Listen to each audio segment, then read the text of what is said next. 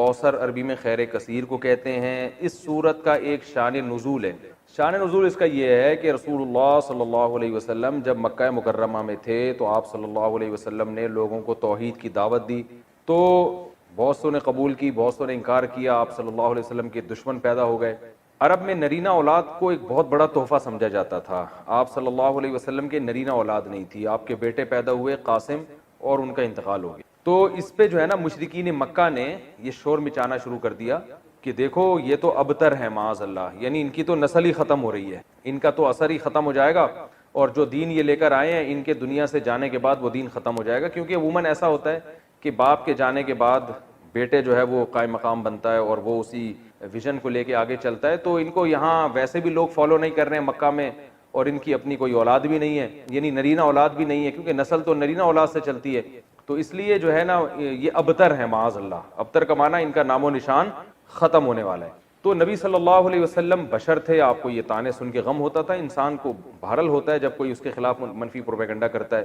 تو اللہ تعالیٰ نے آپ صلی اللہ علیہ وسلم کی تسلی کے لیے یہ آیات نازل فرمائی. عاص ابن وائل ایک بہت اسلام دشمن تھا, عرب کا سردار تھا, اس نے یہ پروپیگنڈا بہت کیا. تو اس پر سورہ کوثر نازل ہوئی. انا اعطیناک الکوثر, اے نبی ہم نے آپ کو خیر کثیر دی ہے. خیر کثیر سے مراد آپ کو جو ہم نے اسلام دیا ہے وہ اتنی بڑی خیر ہے کہ اگر آپ کے کوئی نرینہ اولاد نہیں بھی ہے تو اس کے مقابلے میں اللہ نے آپ کو جو دین دے دیا, اس کی دینی دنیا کی برکتیں بھی حاصل ہوں گی اور آخرت میں بھی. تو یہ خیر کثیر کے ہوتے ہوئے اگر آپ کے نرینہ اولاد نہیں ہوتی تو آپ کو غم کرنے کی ضرورت نہیں. اور دوسری تفسیر کے مطابق ہم نے آپ کو حوض کوثر دی ہے. تو آپ صلی اللہ علیہ وسلم میدان حشر میں اپنے امتیوں کو پانی پلائیں گے جب لوگ پیاس سے بلک رہے ہوں گے. تو یہ آپ کی خصوصیت ہے کہ اس وقت اللہ نے آپ کو ایک نہر آپ کے اختیار میں دی ہوگی جس سے آپ اپنے چاہنے والوں کو پانی پلائیں گے اور پھر ہمیشہ کے لیے ان کی پیاس بجھ جائے گی. تو جس کو اتنی بڑی نہر ملی ہو, اتنا اس کو عزت مل رہی ہو آخرت میں, تو اس کو ایسی شخصیت کو کہ اگر نرینہ اولاد نہیں ہوتی تو وہ یہ غم کوئی غم نہیں ہے ان کے لیے. تو یہ دو خوشخبریاں دی گئیں. انا اعطیناک الکوثر, اے نبی ہم نے آپ کو کوثر عطا کی ہے. اب چونکہ اللہ نے ایک نعمت کی ہے تو اللہ فرما رہے ہیں کہ آپ پر بھی شکر واجب ہے. وہ شکر کیا ہے؟ فصلی لربک, آپ اپنے رب کے لیے نماز پڑھیے, ونحر اور قربانی کیجیے. دو کام آپ کریں گے, نماز اور قربانی, تو اس کا صلہ اللہ آپ کو کیا عطا فرمائے گا؟ ان شانئک ھو الابتر, آپ کا دشمن آپ کو تانے دے رہا ہے کہ آپ ابتر ہیں, آپ کی نسل ختم ہونے والی ہے. تو ہم آپ کو یہ خوشخبری دے رہے ہیں کہ آپ دین پر مضبوطی سے قائم رہیے, آپ کے دشمن کی نسل ختم ہونے والی ہے. تو ان کے جسمانی بیٹے تو ہوں گے, روحانی اولاد نہیں ہوگی ان کے, جس کا نتیجہ یہ نکلے گا کہ ان کے درجنوں بچے ہو کے بھی ان کا نام و نشان مٹ جائے گا. باپ دیکھیں عرب کے بہت اولاد ہوا کرتی تھی, لیکن آج ان عرب کے سرداروں کا نام لینے والا کوئی بھی نہیں ہے. نہ ابو جہل کو پوچھا جاتا ہے, نہ ابو لہب کو, نہ عاص بن وائل کو. تاریخ میں ان کا تذکرہ ایک برے عنوان سے, برے نام سے کیا جاتا ہے. کوئی ان کو عزت دینے والا نہیں, حتیٰ کہ ان کی اولادیں بھی آگے جا کے مسلمان ہو گئیں, انہوں نے بھی اپنے باپ دادا کا ذکر چھوڑ دیا. تو یہ اس صورت میں اللہ تعالیٰ کا ارشاد ہے. اچھا, اب اس میں جو کچھ علمی باتیں ہیں, نمبر ایک کہ اللہ تعالیٰ نے جب بھی کسی پر کوئی انعام کیا ہو, احسان کیا ہو, تو اللہ تعالیٰ چاہتے ہیں کہ اس کا تم شکر ادا کرو. تو اسی وجہ سے آپ صلی اللہ علیہ وسلم کو اس صورت میں خطاب کیا گیا کہ ہم نے آپ کو جب کوثر عطا کی ہے تو آپ اللہ کے بندے ہیں, لہذا آپ پر بھی اللہ کا شکر ادا کرنا واجب ہے. پہلی بات تو یہ پتہ چلی. دوسری بات یہ پتہ چلی کہ شکر ادا کرنے کا طریقہ ہمیشہ سے وہی ہوگا جو اس صورت میں بیان کی, ایک نماز اور ایک قربانی. نماز ہمیشہ یاد رکھیں کہ لیبل ہے جسمانی عبادت کا, اور قربانی لیبل ہے مالی عبادت. کیونکہ جب آپ جانور, عرب میں اونٹ جو ہے نا یہ بہت قیمتی مال تھا, تو اتنے قیمتی مال کو کاٹ دینا یہ بہت بڑی قربانی سمجھی جاتی تھی. تو مطلب کیا ہے کہ آپ نے اللہ کو راضی کرنے کے لیے اپنے جسم کو بھی کھپانا ہے جیسے کہ نماز میں کھپایا جاتا ہے, اور اپنے مال کو بھی قربان کرنا ہے جیسے کہ قربانی میں کیا جاتا ہے. تو مراد صرف نماز اور قربانی نہیں ہے, بلکہ یہ ایک لیبل ہے. اور قرآن کا یہ طریقہ رہا ہے کہ وہ جزیات کے ضمن میں اصول اور قاعدے بیان کرتا ہے, مثالوں سے پورا ایک جو ہے نا لا بیان کرتا ہے, قانون بیان کرتا ہے. تو یہاں بھی ایک قانون بیان کیا جا رہا ہے کہ شکر کا دو طریقے ہیں, ایک جسمانی عبادت بھی اور مالی عبادت بھی. مال بھی خرچ کرنا ہے اور جو ہے جسمانی عبادت بھی کرنی ہے. اب تمام جسمانی عبادتیں اس میں آ گئیں, کیونکہ نماز سب سے اہم ہے اس لیے اللہ نے اس کو ذکر کیا. اس میں روزہ بھی آ گیا, اس میں حج بھی آ گیا, اور اس میں جو کچھ بھی ہم اللہ کے لیے اپنے جسم کو کھپاتے ہیں سب کچھ آ گیا. اور مال میں تمام مالی عبادتیں آ گئی, زکوٰۃ بھی آ گیا, فطرانہ بھی آ گیا, اور اللہ کو خوش کرنے کے لیے اللہ کی مخلوق کو کھانا کھلانا، یعنی ہر وہ عبادت جس میں قربانی کا عنصر ہو. تو قربانی یعنی مالی قربانی کا عنصر ہو. تو مالی قربانی جو ہے وہ غریبوں کو کھانا کھلا کے بھی حاصل ہوتی ہے، رشتہ داروں پہ خرچ کرنا اور ضرورت مند کو قرضہ دینا، یہ تمام کی تمام چیزیں اس میں داخل ہیں. تو یہ بھی اس سورت سے ہمیں پتہ چلتا ہے. اور یہ تو دوسری بات ہوئی. اور تیسرا جو سبق ہمیں اس سورت سے ملتا ہے وہ یہ ملتا ہے کہ جب آپ اللہ کا شکر ادا کرتے ہیں اور آپ اللہ کے حکام کو فالو کرتے ہیں تو روحانی نسل بہرحال آپ کی ہی بڑھتی ہے. اور اگر آپ اللہ کا شکر ادا نہیں کرتے تو آپ کی اولاد بھی آپ کو بھول جاتی ہے. جیسے کہ اولادیں تو ملی مشرکین مکہ کو مگر کوئی ان کو یاد نہیں رکھتا. تو آج بھی ہم دیکھتے ہیں کہ دینداروں میں یہ چیز نظر آتی ہے، ان کی اولادیں والدین کے مرنے کے بعد موت تک ان کے لیے دعائیں کرتی ہیں، موت تک صدقہ خیرات کرتی رہتی ہیں. پھر آگے نسلیں پیدا ہوتی ہیں، وہ بھی اپنے باپ دادا کے لیے مغفرت کی دعائیں مانگتے رہتے ہیں. لیکن جو زیادہ نام نہاد لبرل لوگ ہیں وہ اپنی اولادوں پہ بڑا خرچ کرتے ہیں، مگر ہم دیکھتے ہیں کہ جب ان کے والدین کا انتقال ہوتا ہے تو اولادیں چند دنوں میں ان کو بھول جاتی ہیں. جتنا دین سکھایا ہوگا آپ کی اولاد آپ کو اتنا ہی یاد رکھے گی اور آپ کی نسلیں آپ کو اتنا ہی یاد رکھیں گی. اور جتنا آپ نے اپنی اولاد کو دین سے دور کیا ہوگا تو آپ کی اولاد وراثت تو دبا کے لے گی، آپ سے سارے فائدے اٹھائے گی مگر آپ کو یاد نہیں رکھتی. تو یہ صورت میں ہمیں سبق ملتا ہے. اللہ تعالیٰ عمل کی توفیق دے. اس کے بعد سورہ کافرون ہے. سورہ کافرون میں کبھی ایک شان نزول ہے. رسول اللہ صلی اللہ علیہ وسلم مکہ مکرمہ میں، یہ ساری صورتیں جو ہے نا 30ویں پارے میں زیادہ تر صورتیں اس میں مکہ میں نازل ہوئی ہیں ابتدائی اسلام میں. تو مشرکین مکہ رسول اللہ صلی اللہ علیہ وسلم کے پاس آئے اور کہنے لگے کہ آپ تو اپنی دعوت سے باز آتے نہیں ہیں، آپ بار بار ہمیں کہتے ہیں کہ بتوں کی عبادت چھوڑ دو، بتوں کی چھوڑ دو، اور ہم آپ کو کہتے ہیں کہ آپ ہمارے دین پہ آ جائیں. تو ایسا کرتے ہیں کوئی کمپرومائز کا راستہ اختیار کر لیتے ہیں. تو آپ ہمارے بتوں کی عبادت کر لیا کریں کبھی کبھار، اور ہم کبھی کبھار آپ کے اللہ کی عبادت کر لیا کریں گے. تو اس طرح جوڑ کے چلیں گے، ہمارے والے معبود بھی خوش ہو جائیں گے اور آپ کا اللہ بھی خوش ہو جائے گا. تو اس پہ یہ صورت نازل ہوئی اور ان کو یہ بتایا گیا کہ تم ابھی تک اسلام کو سمجھے ہی نہیں ہو. اسلام کا جو کچھ دعوت ہے وہ یہ ہے کہ یہ بت اللہ کے ساتھ عبادت میں شرکت کے لائق. اسلام تو شرکت کی نفی کر رہا ہے. شرکت کا مطلب اللہ کے ساتھ غیر اللہ کی عبادت، یعنی اللہ کی بھی اور غیر اللہ کی بھی یہ نہیں ہوگا. اسلام کا دعویٰ ہے کہ عبادت صرف اللہ ہی کی ہوگی. تو میں اگر اللہ کے ساتھ ان کی عبادت کر لوں تو میں تو اپنے دعوے میں ہی جھوٹا ہو گیا. تو اسلام کی دعوت تو پھر ختم ہو گئی. تو اللہ کے ساتھ ان معبودوں کی عبادت کر لی تو یہ کون سا کمال کر دیا. تو یہ توحید جو ہے نا، عقیدہ توحید، یہ اس سورت کا جسے کہتے ہیں نا سینٹرل آئیڈیا، یا سورت کا جو اصل پیغام ہے وہ یہ ہے کہ اے نبی آپ ان کو دو ٹوک الفاظ میں واضح لفظوں میں بتا دیں کہ تم جن معبودوں کی عبادت کر رہے ہو مجھ سے اس کی امید مت رکھو کہ میں عبادت کروں گا. اور تمہاری ہٹ دھرمی دیکھ کے پتہ چل رہا ہے کہ تم نے بھی میرے معبود کی عبادت نہیں کرنی ہے. اور ویسے بھی اگر تم ان معبودوں کی عبادت کر کے میرے معبود کی عبادت کرو گے بھی، اللہ کی عبادت، تو اللہ اس عبادت کو قبول نہیں کرے گا. لہذا وہ عبادت کرنا نہ کرنا برابر ہے. تو اللہ کی نظر میں تم عبادت نہ کرنے والے ہی کہلاؤ گے. تو یہ سورت کا مضمون ہے. قل یا ایھا الکافرون، اے نبی آپ کافروں سے کہہ دیجئے، لا اعبد ما تعبدون، میں ان معبودوں کی عبادت نہیں کرتا جن کی عبادت تم کرتے ہو، ولا انتم، اور نہ ہی تم، عابدون عبادت کرنے والے ہو، ماں اس معبود کی، اعبد جس کی میں عبادت کرتا ہوں. اب سوال پیدا ہوتا ہے وہ تو تیار تھے عبادت کرنے کے لیے، تو نبی ان سے یہ کیوں کہہ رہے ہیں کہ تم بھی اس کی عبادت کرنے والے نہیں ہو جس کی میں عبادت کر رہا ہوں. وہ نبی اس لیے کہہ رہے تھے کہ تم اپنے نظریے کے مطابق اگر میرے معبود کی عبادت کر بھی لو تو اللہ کی نظر میں تم اللہ کی عبادت کرنے والے کہلاؤ گے ہی نہیں، کیونکہ اللہ اس عبادت کو مانتا ہی نہیں ہے جس میں اللہ کے ساتھ کسی کو شریک کیا جائے. اس لیے بتا دیا کہ تم بھی میرے معبود کی عبادت کرنے والے نہیں ہو. تم اس خوش فہمی میں نہ رہو کہ تم ادھر بتوں کی بھی عبادت کرو گے اور اللہ کی بھی عبادت کرو گے تو کچھ دین حق کا حصہ تمہیں بھی مل جائے گا اور کچھ اللہ تمہیں کچھ نواز دے گا اس پہ. تو اس خوش فہمی میں مبتلا مت رہو. ولا انتم عابدون ما اعبد، تم کون سا عبادت کرنے والے ہو اس معبود کی جس کی میں عبادت کرتا ہوں. تو وہ عبادت تمہاری ہونا نہ ہونا برابر ہے. تو جیسے تم اپنے ہٹ دھرمی پہ قائم ہو اور شرک کر رہے ہو اور تم اللہ کی عبادت نہ کرنے والے شمار ہو رہے ہو، تو ایسے بھائی ہم بھی پھر اپنے دین پر مضبوط ہیں، ہم بھی تمہارے معبودوں کی عبادت نہیں کریں گے. تو اسی آیت کو پھر دوبارہ دہرایا گیا تاکید کے لیے کہ ولا انا عابد ما عبدتم، نہ میں اس کی عبادت کرنے والا ہوں جس کی عبادت تم کرتے ہو، ولا انتم عابدون ما اعبد، یعنی اسی مضمون کو تکرار کیا گیا۔ قرآن میں ایسا ہے کہ ایک آیت کو بار بار تکرار کیا گیا ہو تاکید کے لیے، جیسے ہم کسی کو بات سمجھاتے ہیں نا تو ایک دفعہ کہتے ہیں، پھر 2 دفعہ کہتے ہیں، پھر 3 دفعہ کہتے ہیں، تو یہ عرب کا ایک دستور تھا، اس طرح سے بات کو سمجھایا کرتے تھے۔ قرآن میں اس کی بہت مثالیں ملتی ہیں۔ تو اللہ نے فرمایا کہ آپ ان سے کہہ دیجئے کہ تم بھی اس کی عبادت نہیں کرتے جس کی میں عبادت کرتا ہوں، اور ولا انا عابد ما عبدتم، اور نہ میں اس کی عبادت کروں گا جس کی تم عبادت کرتے ہو۔ تو نہ فی الحال ایسا ممکن ہے، نہ مستقبل میں ایسا ممکن ہے۔ لکم دینکم ولی دین، تمہارے لیے تمہارا دین اور میرے لیے میرا دین۔ اس آیت کا یہ مطلب نہیں ہے کہ ان کو اجازت دی جا رہی ہے کہ تم اپنے دین پر عمل کرو، میں اپنے دین پر۔ اس کو کہتے ہیں متارکت، کہ جب کوئی ہٹ دھرم ہو اور بات نہ مان رہا ہو تو جان چھڑانے کے لیے اس کو یہ کہا جا سکتا ہے کہ بھائی تم اپنے دین کو فالو کرو، ہم اپنے دین کو فالو کرتے ہیں۔ مطلب یہ کہ تم اپنا دین نہیں چھوڑ سکتے تو کم از کم ہمیں تنگ مت کرو، ہم سے امید مت رکھو کہ ہم اپنا دین چھوڑ دیں گے۔ تو یہ تو اس صورت کی جو بیسک تفسیر تھی وہ میں نے بیان کی ہے۔ اس صورت میں جو علمی نکات ہیں، سب سے پہلا نقطہ یہ ہے کہ بعض لوگ آج کہتے ہیں کافر کو بھی کافر کہنے کی اسلام میں اجازت نہیں ہے۔ تو اگر اجازت نہ ہوتی تو اللہ یوں کہتے قل یا ایھا الکافرون، اے نبی اے کافرو۔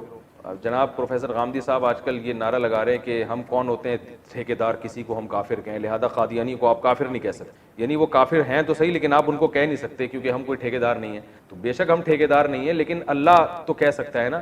جب اللہ نے کسی کو کافر کہہ دیا تو اللہ نے تو جب کہہ دیا کافر تو پھر تو مہر لگ گئی نا کہ یہ کافر ہے۔ تو اللہ اس کے رسول صلی اللہ علیہ وسلم نے ہمیں بتایا ہے کہ کن چیزوں سے ایمان ختم ہو جاتا ہے، انسان اسلام سے خارج ہو جاتا ہے، اور کن چیزوں سے انسان اسلام میں باقی رہتا ہے۔ تو جب اللہ اس کے رسول نے بتا دیا تو معیار ہمارے پاس آ گیا، اس معیار میں ہم ڈھال کے لوگوں کو چیک کر سکتے ہیں۔ اگر کوئی اس معیار پہ پورا نہیں اترتا تو اللہ اس کے رسول کے کہنے ہی سے وہ کافر ہے۔ تو جب کافر ہے تو اس کو کافر کہنا بھی جائز ہے۔ یہ عجیب منطق ہے کہ جس کو اللہ اس کے رسول نے کافر قرار دیا ہو وہ کافر مانے تو ہم، لیکن پابندی ہے، کہہ نہیں سکتے ہم۔ یہ ایسے ہی ہے جیسے ایک آدمی کو کہہ دیا کہ یہ بیمار ہے، ڈاکٹروں نے آپ کو بتا بھی دیا کہ ثبوت بھی دے دیے کہ بھئی اس کا وائرس پازیٹیو آیا ہے اور سب کچھ بتا دیا، آپ نے کہا ڈاکٹر کہہ رہے ہیں کہ یہ بیمار ہے لیکن ہمیں گورنمنٹ نے ہمیں اس کو بیمار کہنے پر پابندی لگائی ہے۔ تو بھائی اور ہم ٹھیکیدار نہیں ہیں کہ ہم کسی کو بیمار کہیں، بھائی ہم نہیں ہیں لیکن ڈاکٹر کا تو یہ رائٹ ہے نا کہ وہ چیک کر کے بتائے۔ تو کافر قرار دینا یہ اللہ اس کے رسول کو اتھارٹی ہے۔ تو جس کو اللہ اس کے رسول نے کافر قرار دے دیا ہو اس کو کافر کہنے پر کوئی گناہ نہیں ہے۔ ہاں مصلحتاً کوئی کافر نہ کہے، اس لیے کہ دین کے جب آپ کسی کو قریب کرنا چاہتے ہیں تو آپ ایسے الفاظ استعمال کرتے ہیں جس سے وہ قریب ہو۔ جیسے قرآن نے اہل کتاب کو اہل کتاب کہا کیونکہ اہل کتاب کے لفظ میں ایک قسم کی عزت ہے، تو جب آپ اس کو عزت دیں گے تو وہ دین کے قریب آئے گا۔ تو اس نیت سے اگر کوئی وقتی طور پر کسی کافر کو کافر نہیں کہتا تو اس میں کوئی حرج نہیں ہے دین کے قریب لانے کے لیے۔ لیکن علی الاطلاق پابندی لگا دینا کہ قادیانیوں کو کافر نہیں کہا جائے گا اور فلاں کو کافر نہیں کہا جائے گا، تو وہ جو کافر ہے وہ تو کافر ہی کہا جائے گا اس کو۔ تو یہ خامخواہ کی افلاطونی اور ایک عجیب سی منطق ہے۔ تو قرآن نے بھی کافر کہا اور نبی کو بھی کہا کہ اے نبی آپ یوں کہہ دیے اے کافر ہو۔ کافر کا معنی انکار کرنے والا، اے انکار کرنے والو، اے اللہ اس کے رسول کا انکار کرنے والو۔ تو لا اعبد ما تعبدون، جس کی تم عبادت کرتے ہو میں اس کی عبادت نہیں کر سکتا۔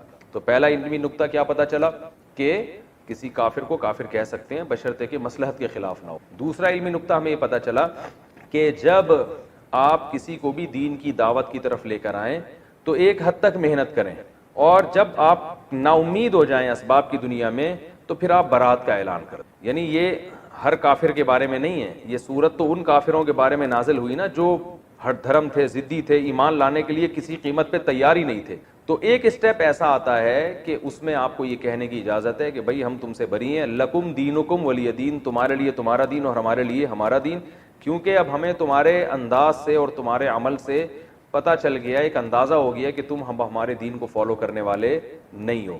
تو اب ایسی صورت میں بجائے اس کے کہ آپ دوبارہ پھر ان سے چپکے رہیں، اس کا نقصان یہ ہوتا ہے کہ برے ماحول کا آپ پہ بھی اثر پڑتا ہے، تو ان سے کنارہ کشی اختیار کر لی جائے۔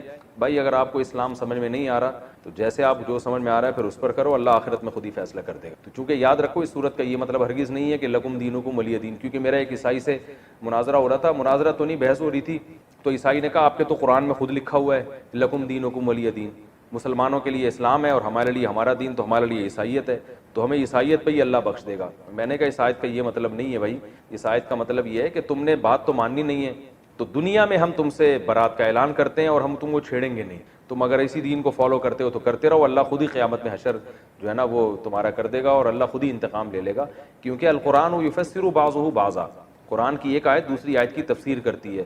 دوسرے مقام پہ اللہ نے فرمایا ان الدین عند اللہ الاسلام، دین اللہ کی نظر میں صرف اسلام ہے، اور ایک اور جگہ فرمایا ومن یبتغی غیر الاسلام دینا فلن یقبل منہ، جو اسلام کے علاوہ کسی اور مذہب کو فالو کرے گا ہرگز قیامت کے دن قبول نہیں کیا جائے گا، وَهُوَ فِي الْآخِرَةِ مِنَ الْخَاسِرِينَ، اور وہ آخرت میں خسارے والوں میں سے ہوگا۔ تو اللہ جب ایک جگہ واضح لفظوں میں فرما رہے ہیں کہ اسلام کے علاوہ کوئی دین قابل قبول نہیں ہے، تو اللہ کیسے پرمیشن دے سکتے ہیں لکم دینکم کہ تم جس دین کو فالو کرتے رہو؟ تو کوئی فالو کرنے کی اجازت نہیں ہے، صرف بتانا ہی مقصد ہے کہ تم اگر ہماری بات نہیں مانتے تو دنیا میں تم اسی دین کو فالو کرو، ہم زبردستی اپنا دین تم پر مسلط نہیں کریں گے، ہم زبردستی تم سے بحث مباحثہ کر کے تمہیں زبردستی لانے کی کوشش نہیں کریں گے، یہ مطلب ہے۔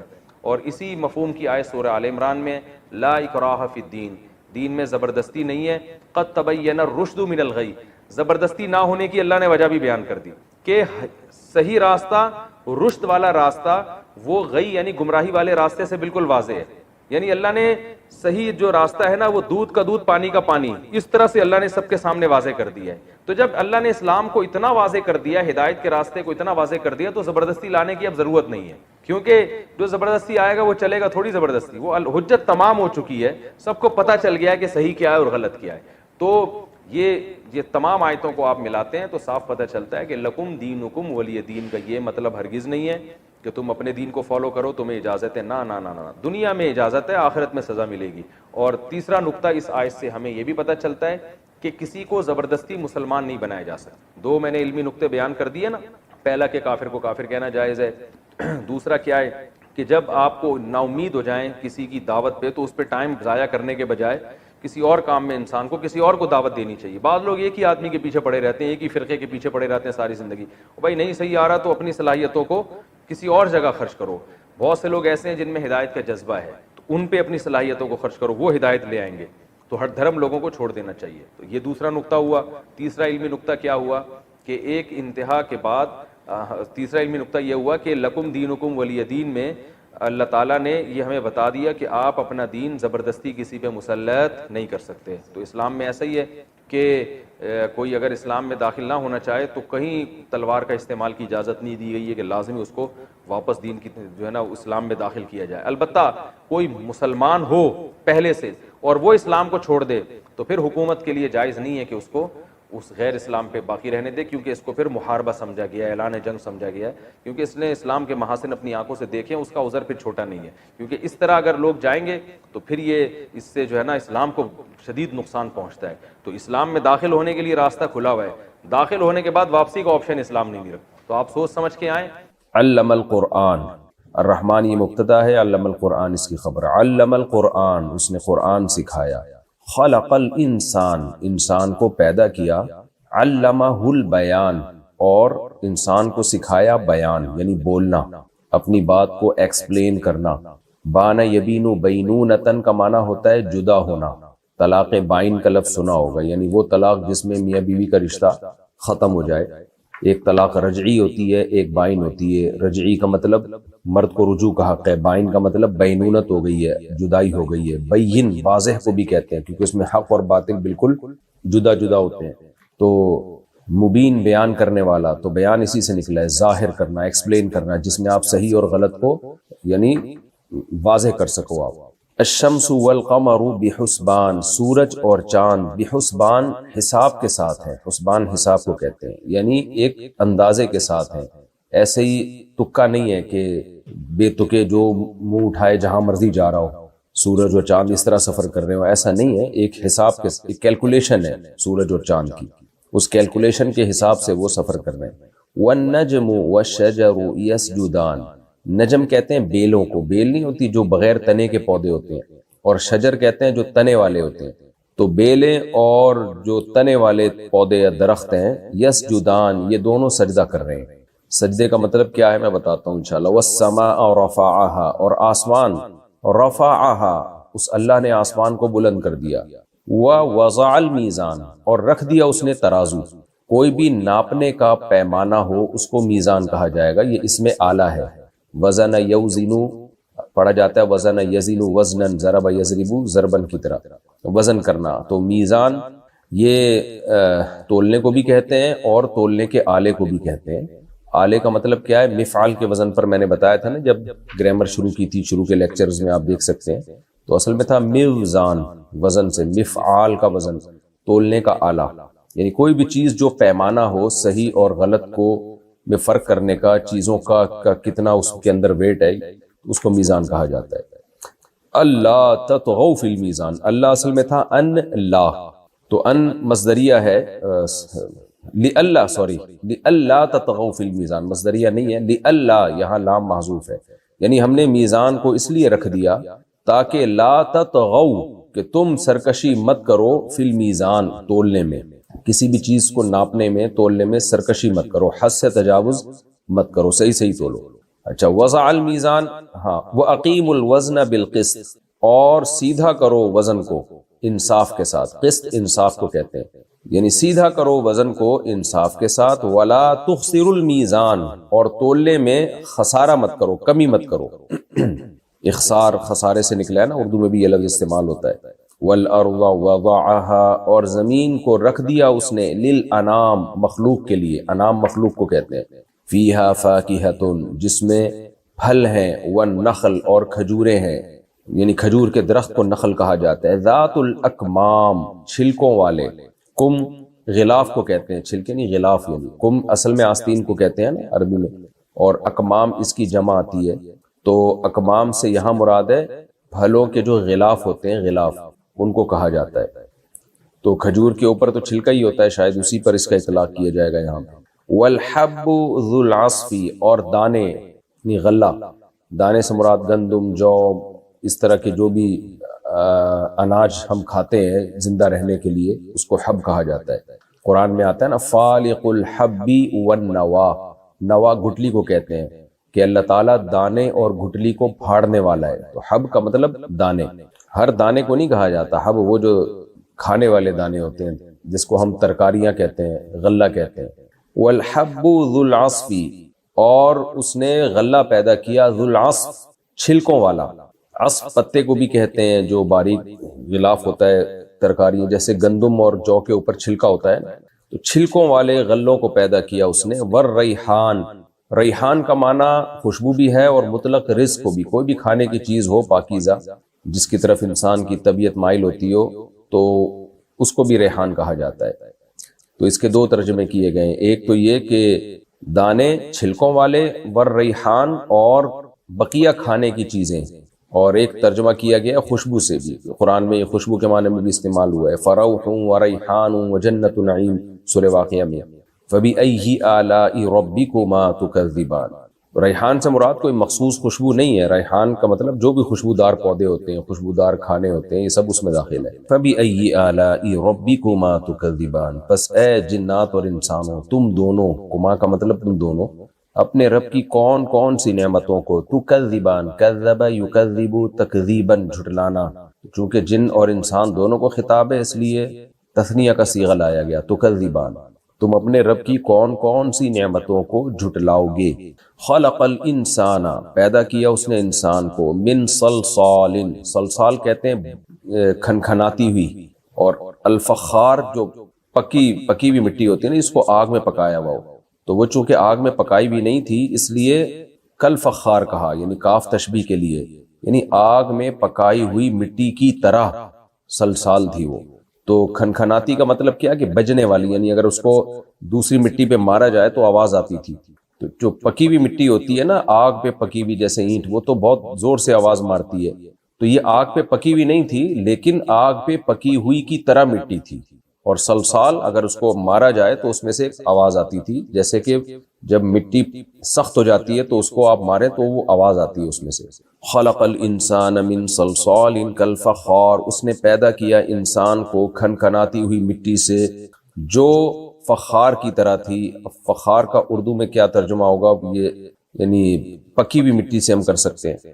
وخلق الجان من مارج من نار، اور پیدا کیا اس نے جنات کو، جان جنات کی جنس ہے یعنی جنات کو، من مارج من نار، مارج کہتے ہیں شعلے کو جس میں دھواں نہ ہو. جب آگ جلتی ہے نا تو بہت صاف ستھری جب آگ ہوتی ہے تو اس میں جیسے ہم گیس کا چولہا جب جلاتے ہیں تو کیسی پیور آگ نکل رہی ہوتی ہے جس میں گیس جل رہی ہوتی ہے.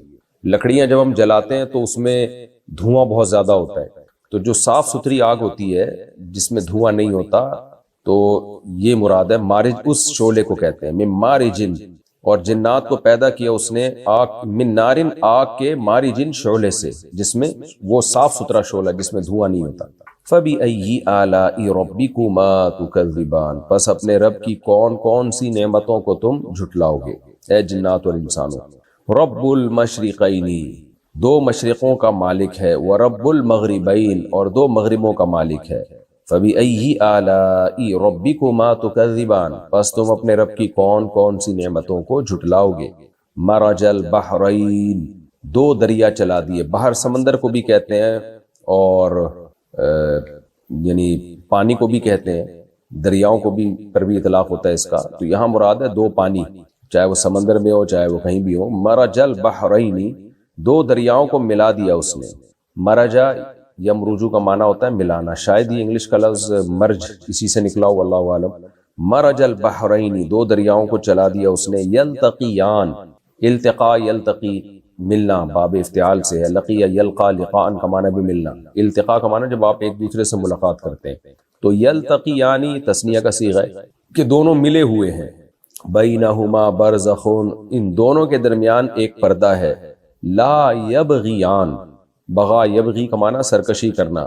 تو یہ دونوں دریا سرکشی نہیں کرتے، دونوں پانی سرکشی نہیں کرتے، یعنی ایک دوسرے میں گھستے نہیں ہیں، اپنے اپنے ٹریک پہ چلتے ہیں یہ.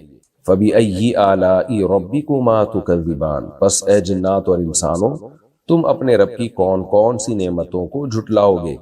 یخرج منہما، ان دونوں دریاؤں سے یا ان دونوں پانیوں سے نکلتا ہے اللؤلؤ موتی، والمرجان اور مرجان ایک مخصوص پتھر ہے. فَبِأَيِّ آلَاءِ رَبِّكُمَا تُكَذِّبَانِ، پس اے جنات اور انسانوں تم اپنے رب کی کون کون سی نعمتوں کو جھٹلاؤ گے.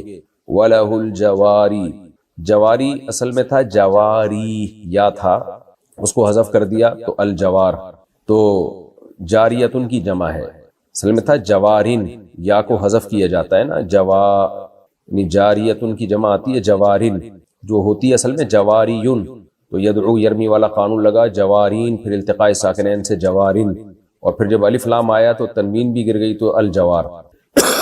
جو صرف زیادہ اچھی طرح سے پڑھے ہوئے ہیں وہ اسی طرح سے بات سمجھ سکتے ہیں. تو خلاصہ یہ کہ جاریتن کی جمع، جاریہ کشتی کو بولتے ہیں، یا پانی میں چلنے والی جو بھی جہاز ہو، سمندر کشتی ہو، سب کو کہا، سب پر اس کا اطلاق ہوتا ہے.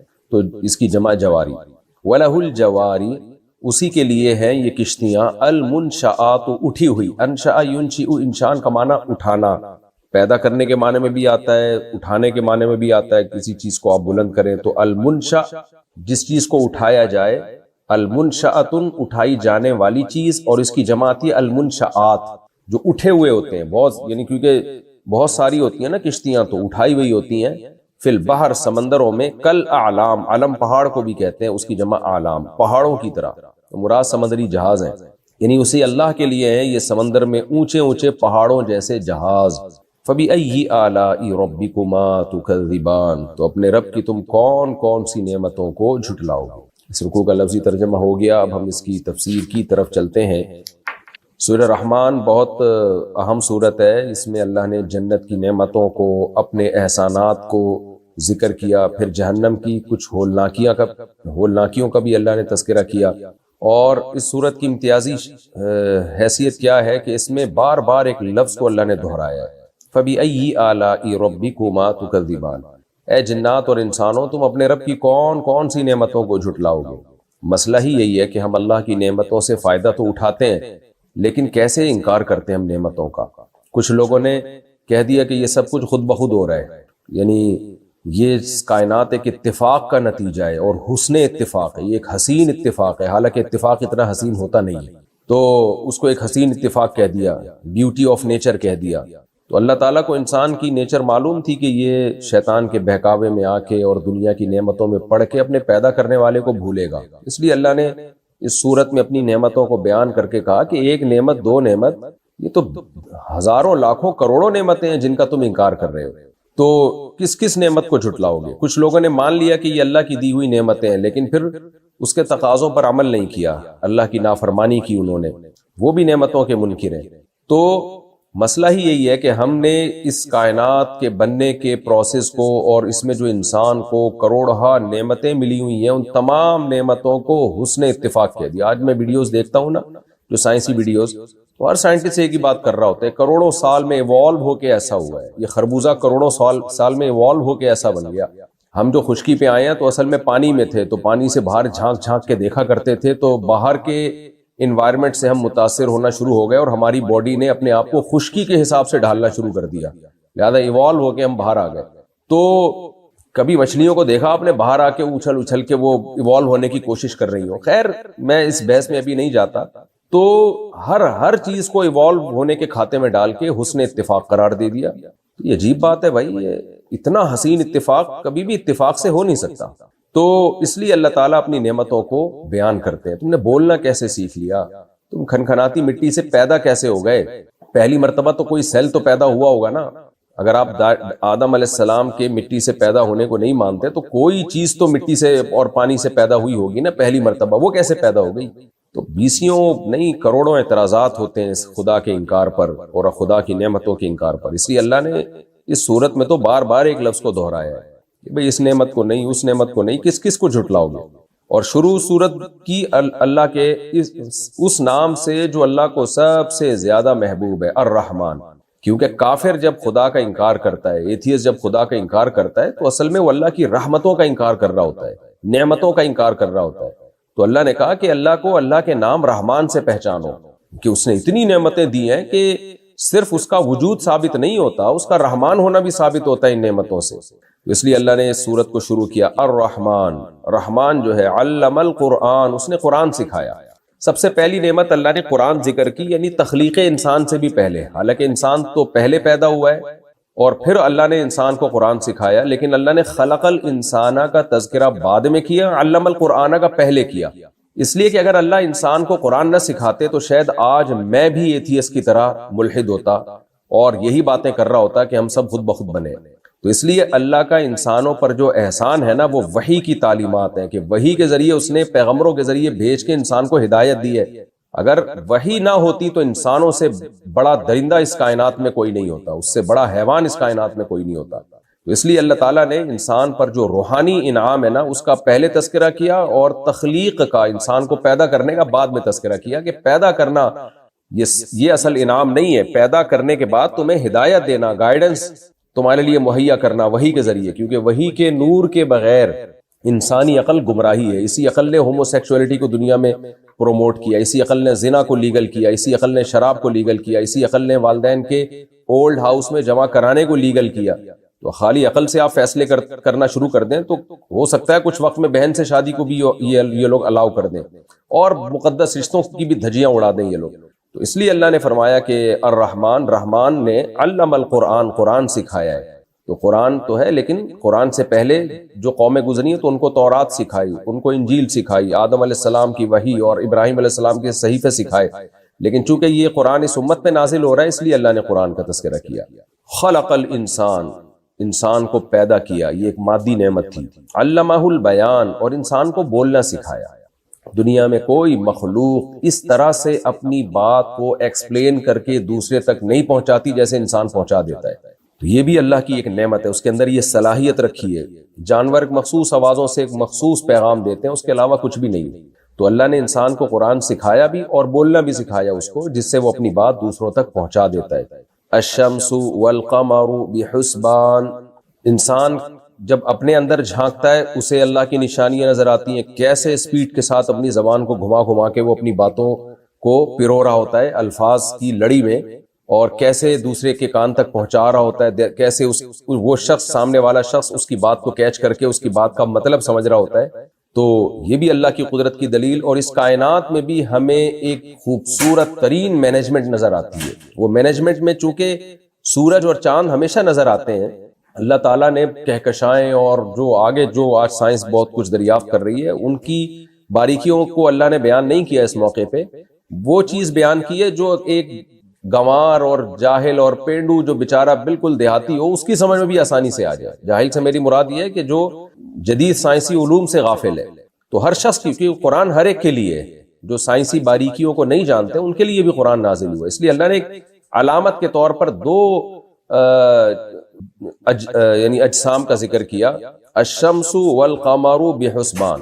فرمایا سورج اور چاند ایک حساب سے.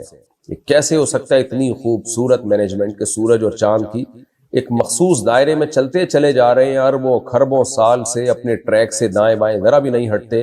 تو یہ خود بخود نہیں ہو سکتا. وہی بات ہے کہ اتنا خوبصورت اتفاق سے نہیں ہو سکتا. والنجم والشجر یسجدان.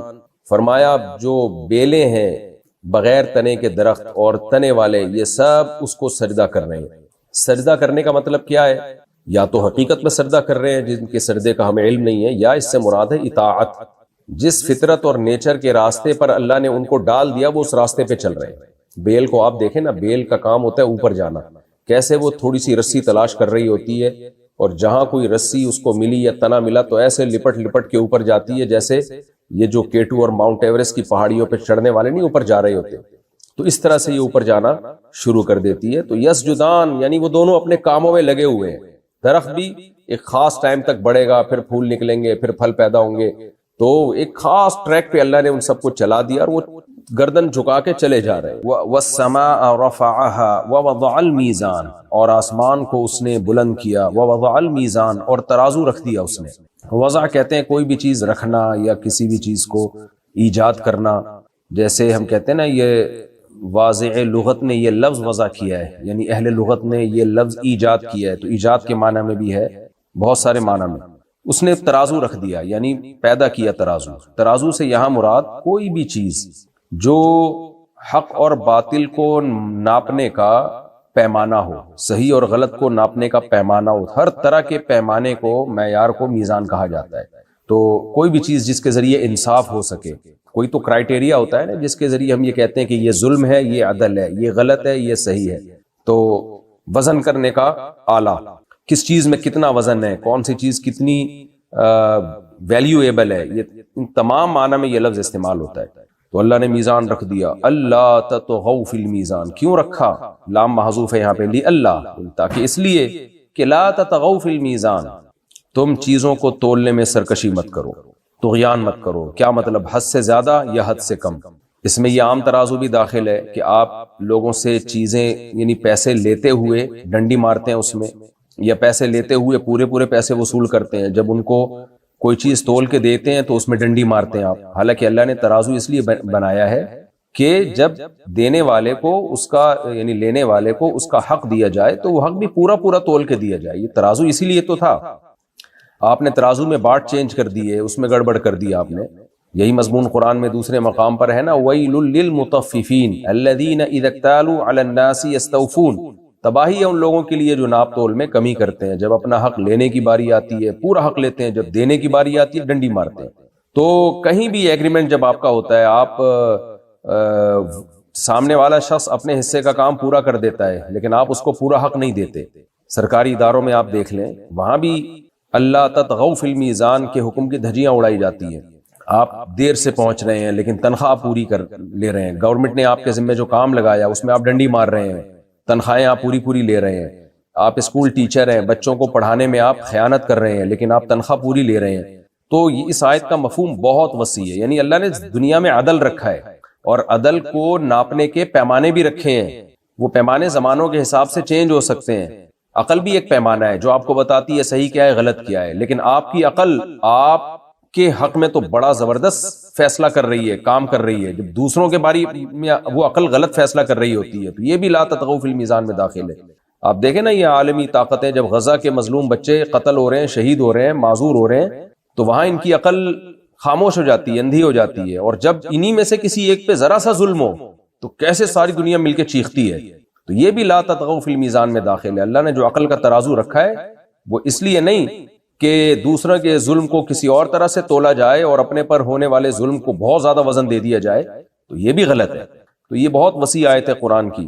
فرمایا اللہ تطغوا فی المیزان، ہم نے میزان اس لیے رکھا کہ تم میزان میں یعنی تولنے میں، چیزوں کو تولنے میں سرکشی مت کرو. وَأَقِیمُوا الْوَزْنَ بِالْقِسْطِ، اسی کی تاکید ہے دوسرے الفاظ سے، کیونکہ یہ بہت اہم مضمون ہے اس لیے اللہ نے اس کو دوبارہ دہرایا.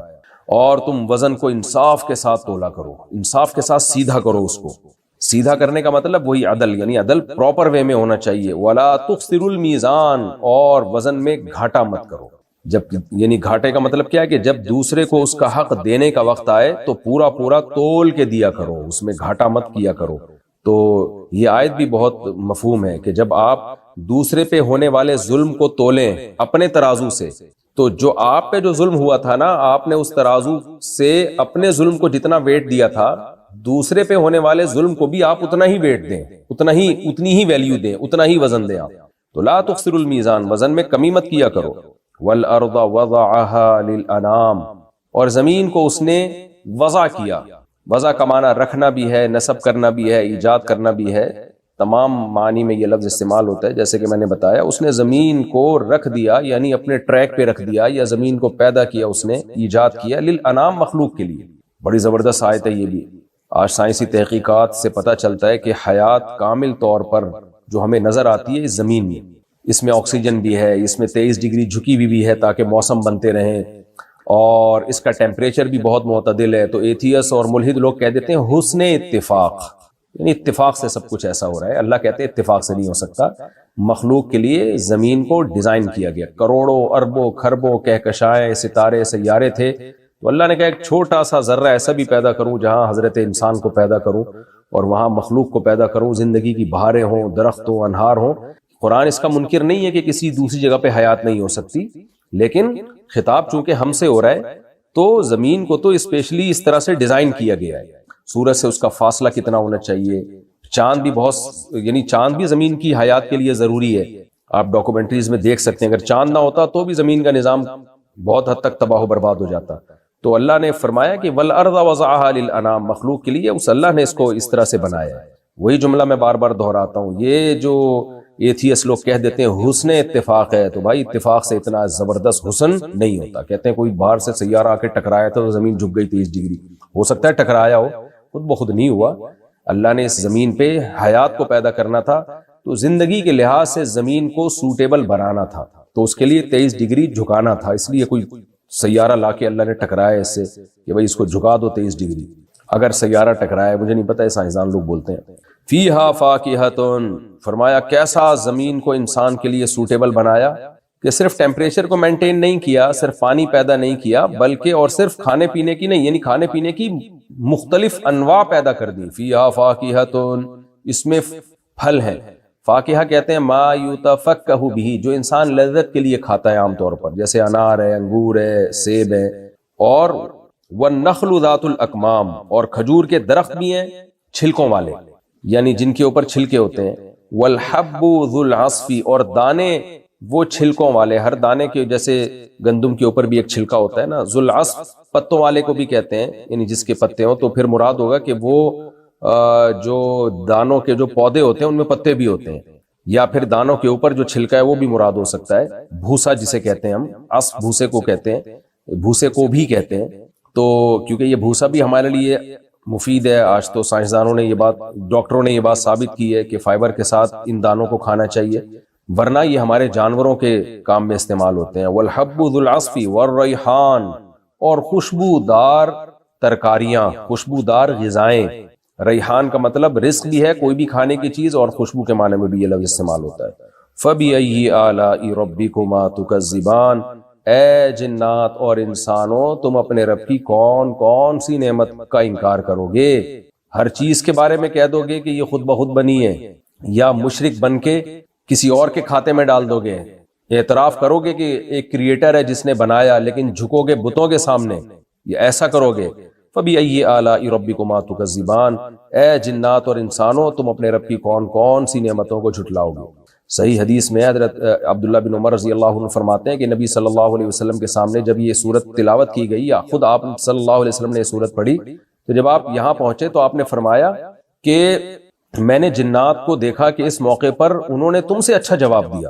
صحابہ نے پوچھا یا رسول اللہ جنات نے کیا جواب دیا؟ آپ صلی اللہ علیہ وسلم نے فرمایا جب جنات کے سامنے یہ آیت پڑھی گئی نا فَبِأَيِّ آلَاءِ رَبِّكُمَا تُكَذِّبَانِ، سورہ رحمان کی جب ان کے سامنے تلاوت کی گئی کہ اے جنات اور انسانوں تم اپنے رب کی کون کون سی نعمتوں کو جھٹلاؤ گے، تو آپ صلی اللہ علیہ وسلم نے فرمایا، جنات نے فوراً کہا لا بِشَيْءٍ مِّن نِعْمَةِ رَبِّنَا نُكَذِّبُ، اے اللہ ہم تیری نعمتوں میں سے کسی نعمت کا بھی انکار نہیں کرتے۔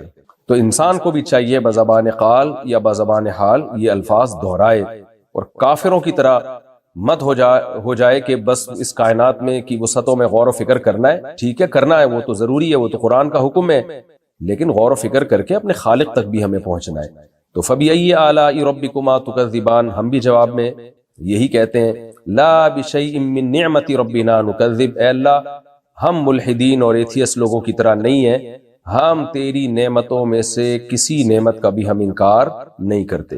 خلق الانسان من صلصال کالفخار، اس نے انسان کو پیدا کیا ایک کھنکھناتی ہوئی بجتی ہوئی مٹی سے جو پکی ہوئی مٹی کی طرح ہے۔ اس کی حقیقت پورے طور پر اللہ ہی جانتے ہیں۔ اس مٹی میں پانی میں گارا ملا کے اور اس کو ایک پروسیس سے گزارا گیا، وہ ہمیں نہیں پتا وہ پروسیس چند لمحوں کا تھا یا کروڑوں اربوں کھربوں سال کا تھا، قرآن اس سے خاموش ہے، اور جن باتوں سے قرآن خاموش ہے ہمیں اس پہ بحث کرنے کی اجازت نہیں ہے، لیکن اتنی بات ہے کہ وہ ایک سڑی ہوئی مٹی تھی، بدبودار مٹی تھی، یعنی اس مٹی کو ایک پروسیس سے گزارا گیا جس سے اس میں اسمیل پیدا ہوئی، بدبو پیدا ہوئی۔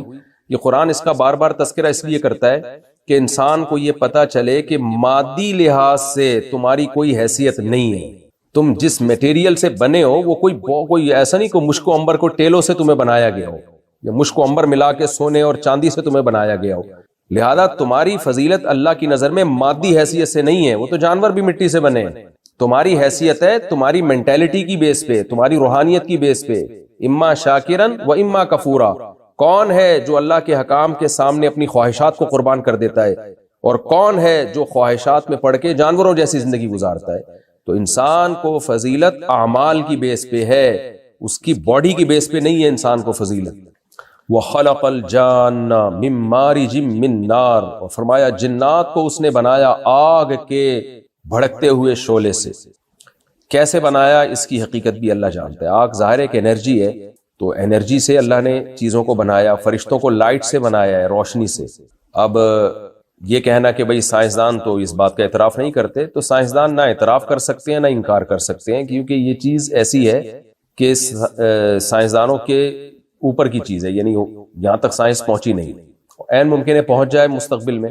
تو خوب سمجھ لیں سائنس جب کسی چیز کا انکار کرتی ہے تو دو وجہ سے، یا تو اس بیس پہ کہ وہ سائنس کے حدود میں ایک چیز آ رہی ہوتی ہے اور وہ انکار کرتی ہے، تو یہ انکار معتبر ہوتا ہے، مانا جاتا ہے۔ ایک چیز ہوتی ہے کہ سائنس کے ہم یہاں تک پہنچے ہی نہیں، جب پہنچا ہی نہیں ہے تو اس میں کیسے انکار کیا جا سکتا ہے کہ ایک چیز آپ کے علم کے لیول سے باہر ہے۔ ہاں سائنسدان یہ دعویٰ کر دے کہ اس کائنات میں جو کچھ ہے سب پر ہم مطلع ہو گئے ہیں، پھر ہم کہیں گے بھائی جب آپ کو سب پتہ ہے تو یہ کیوں نہیں پتا آپ کو، لیکن سائنس نے ظاہر ہے ایسا دعویٰ کیا نہیں اور شاید قیامت تک کر بھی نہ سکے، انسان کی دماغ اور عقل علم بہرحال محدود ہے۔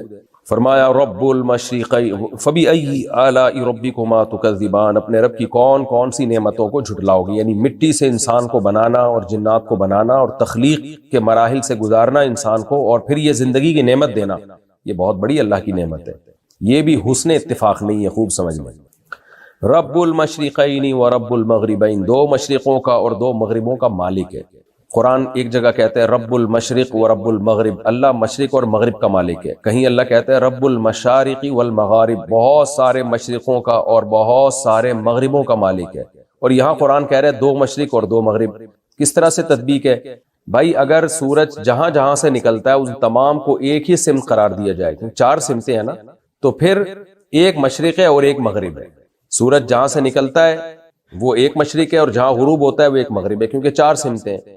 اور مشارق کا کیا مطلب ہے کہ سورج نکلنے میں جو بھی کنٹریز ایکویٹر کے دائیں یا بائیں جانب ہیں تو روزانہ سورج اپنی ڈائریکشن مشرق اور مغرب میں چینج کرتا ہے، کہیں نہ کہیں تھوڑا سا، چاہے وہ 1 ڈگری کا فرق ہو یا 0.001 ڈگری کا فرق ہو، وہ ہوتا ضرور ہے۔ صرف ایکویٹر ایسا ہے جس کا ایک ہی مشرق اور ایک ہی مغرب ہے، جو ایکویٹر پہ جو کنٹریز ہیں جو بالکل ہی بیچ میں ہیں، ورنہ دنیا کے اکثر ممالک میں کیا ہوتا ہے کہ سورج روزانہ مشرق کو چینج کر رہا ہوتا ہے، روزانہ مغرب بھی چینج ہوتا ہے اس کا، یعنی غروب کی سمت کی ڈائریکشن بھی اور نکلنے کی ڈائریکشن بھی. تو اس لیے ان 365 مشرق ہوتے ہیں جو سال میں 365 دنوں میں، اور 365 مغرب ہوتے ہیں. تو اس لحاظ سے اللہ نے ان کو مشارق جمع اقصا ہے، بہت سارے مشرق اور بہت سارے مغرب. تو اس لحاظ سے اللہ نے کہا کہ ان مشرقوں کا بھی مالک ہے اور مغربوں کا بھی مالک ہے. اور مشرقین کا مطلب کیا ہے کہ سردیوں میں جہاں سے سورج نکلتا ہے نا وہ ایک پوائنٹ ہے، اور گرمیوں میں بالکل اس کے مخالف سمت میں چلا جاتا ہے، تو یہ دوسرا پوائنٹ ہے. یعنی مشرق کی 2 انتہاؤں کو 2 پوائنٹ کہا گیا اور مغرب کی 2 انتہاؤں کو 2 پوائنٹ کہا گیا ہے. تو اس لحاظ سے 2 مشرق اور 2 مغرب کا مالک ہے. مالک کا مطلب یہاں بھی یہ اللہ کی قدرت ہے کہ کیسے انسان کی خدمت کے لیے اس نے سورج میں بھی موومنٹ پیدا کی ہے کہ ایک تو مشرق سے مغرب ڈوبنا بھی ہے اور روزانہ ڈائریکشن چینج کرنی ہے تاکہ موسم چینج ہو، اور موسموں کی وجہ سے جو زمین میں تغیرات ہوتے ہیں وہ تغیرات پیدا ہوں. تو یہ بھی اللہ کی بہت بڑی نعمت ہے. اس لیے آگے فرمایا فَبِأَيِّ آلَاءِ رَبِّكُمَا تُكَذِّبَانِ، پس تم دونوں یعنی اے جنات اور اے انسانوں اپنے رب کی کون کون سی نعمتوں کو جھٹلاؤ گے. مرج البحرین یلتقیان، اس نے 2 پانیوں کو ملا دیا اس طور پر کہ دونوں کی ملاقات ہو رہی ہے. یہ اس سے مراد یہ بھی ہو سکتا ہے کہ جو دریا کا پانی سمندروں میں گرتا ہے تو وہ پوائنٹ جہاں دریا کا پانی سمندر میں گر رہا ہوتا ہے وہاں 2 پانی آپس میں مل رہے ہوتے ہیں. یہ اللہ کی بہت بڑی نعمت ہے. دریا گھوم کر آتے ہیں سمندر میں، پھر سمندر دوبارہ بادل بن کے برستے ہیں.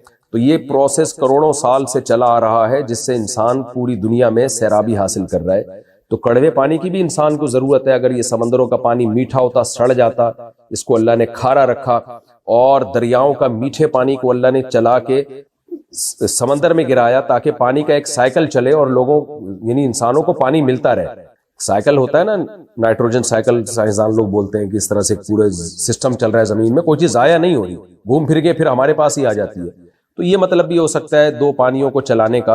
اور ایک مطلب یہ بھی ہو سکتا ہے جیسے ہم ویڈیوز دیکھ رہے ہوتے ہیں یوٹیوب پہ کہ سمندر میں 2 پانی ایسے چل رہے ہوتے ہیں، میٹھے اور کھارا پانی، اور بہت دور تک جا رہے ہوتے ہیں.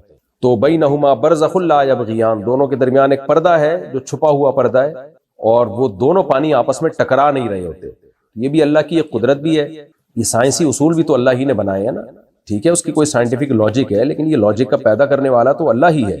اور پھر اس کے فائدے بھی ہیں کہ میٹھے پانی کے الگ فائدے ہیں، کھارے پانی کے الگ فائدے ہیں. میٹھے پانی کی الگ مخلوق ہے، الگ چیزیں نکلتی ہیں، کھارے پانی کی الگ مخلوق ہے، اس سے الگ چیزیں نکلتی ہیں. اس لیے اللہ نے فرمایا بینہما برزخ لا یبغیان، دونوں کے درمیان ایک پردہ ہے اور دونوں اپنی لمٹ سے تجاوز نہیں کرتے. فبأی آلاء ربکما تکذبان، اپنے رب کی کون کون سی نعمتوں کو جھٹلاؤ گے. یخرج منہما اللؤلؤ والمرجان، دونوں پانیوں سے موتی اور مرجان نکلتے ہیں جو ہم زینت کے طور پہ استعمال کرتے ہیں. مرجان پتھر ہوتا ہے ایک بہت خوبصورت. تو یا تو دونوں کے مجموعے سے کچھ میٹھے سے نکلتے ہیں، کچھ کھارے سے، یا ہو سکتا ہے کہ ایک قسم کھارے پانی سے نکلتی ہو، دوسری قسم میٹھے پانی سے نکلتی ہو. دونوں اس کے مفہوم میں داخل ہیں اس آیت کے. تو یہ زینت کی جتنی بھی چیزیں ہیں، انسان کی زندگی کو اللہ نے انٹرٹین کیا ہے زینت کی چیزوں سے. اگر دنیا میں زینت نہ ہوتی، انسان بس ایک وہی جنگلوں میں جیسے جنگلی لوگ بیچارے گھوم رہے ہوتے ہیں نا درختوں کے پتے باندھ کے، ایسے ہی گھوم رہا ہوتا. تو اللہ کہتے ہیں کہ کیا کیا خوبصورت پتھر اور موتی ہیں جو ان سمندروں کی تہوں سے تم نکال کے زینت کے طور پہ استعمال کرتے ہو. فَبِأَيِّ آلَاءِ رَبِّكُمَا تُكَذِّبَانِ، اور صرف زینت نہیں، اس میں بزنس ہے، کروڑوں اربوں کا بزنس ہوتا ہے اس کا، اور لاکھوں لوگوں کی روٹی روزی اس سے وابستہ ہے جو ان پتھروں کا اور ہیرے جواہرات کا کاروبار کرتے ہیں. فَبِأَيِّ آلَاءِ رَبِّكُمَا تُكَذِّبَانِ، پس تم اپنے رب کی کون کون سی نعمتوں کو جھٹلاؤ گے. وَلَهُ الْجَوَارِ الْمُنْشَآتُ فِي الْبَحْرِ كَالْأَعْلَامِ، اللہ نے سمندر کا تذکرہ کیا تو سمندر کا ایک کام ٹریولنگ کو آسان کرنا اور بزنس کروانا بھی ہے. سمندر کی تہ پہ بڑے بڑے جہازوں کو جو پہاڑ جیسے ہوتے ہیں رکھ کے ہم منوں ٹنوں سامان جو ہے ایک جگہ سے دوسری جگہ آرام سے موو کر لیتے ہیں، اس کو ٹرانسفر کر لیتے ہیں. ہوائی جہاز کے ذریعے یہ کام بہت مشکل ہے، ایندھن بہت استعمال ہوگا. ٹرین کے ذریعے یا بسوں کے ذریعے بہت مشکل ہے، بہت زیادہ ایندھن استعمال ہوگا. لیکن پانی کیا کرتا ہے، وہ کم وسائل میں آپ کی تجارت کو آسان بنا دیتا ہے. آپ بحری جہازوں کو دیکھیں، کتنا سامان لے کے آ رہے ہوتے ہیں، لے کے جا رہے ہوتے ہیں. یہ اگر ہوائی جہازوں میں شروع کر دیں یا ٹرینوں میں یا بسوں میں تو بہت مشکل ہو جائے گی. اس لیے اللہ نے فرمایا وَلَهُ الْجَوَارِ الْمُنْشَآتُ، اسی کے لیے ہیں یہ اونچے اونچے جہاز فی البحر، سمندروں میں، کل اعلام، پہاڑ جیسے، کیونکہ سمندر کی اس نے یہ صفت بنائی ہے جو ارشمیدس کا لا ہے نا، کہ وہ ایک خاص لا فزکس کا اللہ کا بنایا ہوا لا ہے جو پانی پہ اپلائی ہوتا ہے، کہ اتنے بڑے بڑے اجرام جسم کی چیزیں پانی میں ڈوبتی نہیں ہیں، وہ ان کو اپنی پشت پہ اٹھاتا ہے۔ تو اللہ کہتے ہیں یہ اسی کے ہیں۔ کیا مطلب؟ یہ لوہا بھی اسی نے بنایا، انسان کو یہ عقل بھی اسی نے دی کہ لوہے کو کس طرح سمندری جہاز میں تبدیل کرنا ہے، اور پھر پانی کے اندر یہ فزکس کا جو اصول ہے کہ اتنے بڑے پہاڑ کو پانی اپنے اندر ڈبوتا نہیں ہے اور اپنی پشت پہ اپنے سینے پہ بٹھا کے ایک ملک سے ہزاروں کلومیٹر دوسرے ملک میں دھکیل کے لے جاتا ہے۔ تو یہ سارے کام اسی کے ہیں، اس لیے اللہ نے ان جہازوں کی نسبت بھی اپنی طرف کی کہ بناتے تو تم ہو لیکن اصلی یہ میں نے بنائے ہیں، یہ میری صنائی ہے اور میری انسانوں کے لیے ایک میرا احسان ہے انسانوں پر۔ اس لیے ان جہازوں کو دیکھ کے سبحان اللہ کہا کرو، کمپنی کی تعریف بعد میں کیا کرو، جو جہاز بنانے والے ہیں اللہ کی تعریف پہلے کیا کرو۔ وَلَهُ الْجَوَارِ الْمُنْشَآتُ فِي الْبَحْرِ كَالْأَعْلَامِ، اسی کے لیے یہ پہاڑوں جیسے اونچے اونچے جہاز ہیں سمندروں میں۔ فَبِأَيِّ آلَاءِ رَبِّكُمَا تُكَذِّبَانِ، پس اے جنات اور انسانوں تم اپنے رب کی کون کون سی نعمتوں کو جھٹلاؤ۔